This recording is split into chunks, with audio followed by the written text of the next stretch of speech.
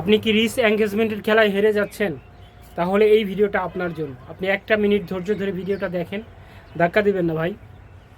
দেখেন, আমরা যে পরিমাণে কমেন্ট করি, কিন্তু এরপরও কিন্তু আমাদের রিচটা কিন্তু ডাউন থাকে। এর কারণ কি জানেন?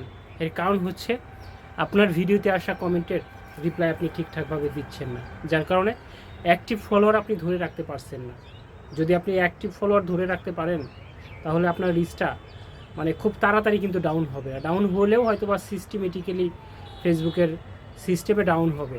বাট আপনার কারণে যে ক্ষতিটা হচ্ছে সেটা হচ্ছে আপনি অ্যাক্টিভ ফলোয়ারগুলো ধরে রাখতে পারছেন না, বিদায় কিন্তু রিচটা ডাউন হয়ে যাচ্ছে। এখন অ্যাক্টিভ ফলোয়ারগুলো ধরে রাখবেন কিভাবে?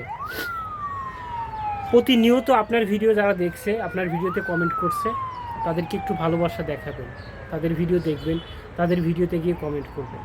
কিন্তু আপনারা এতটা সেলিব্রিটি হয়ে গেছেন যে তাদের ভিডিও দেখার সময় আপনাদের নাই, যার কারণে 2 দিন পর পরই স্ট্যাটাস দেন যে রিচটা ডাউন হয়ে গেছে।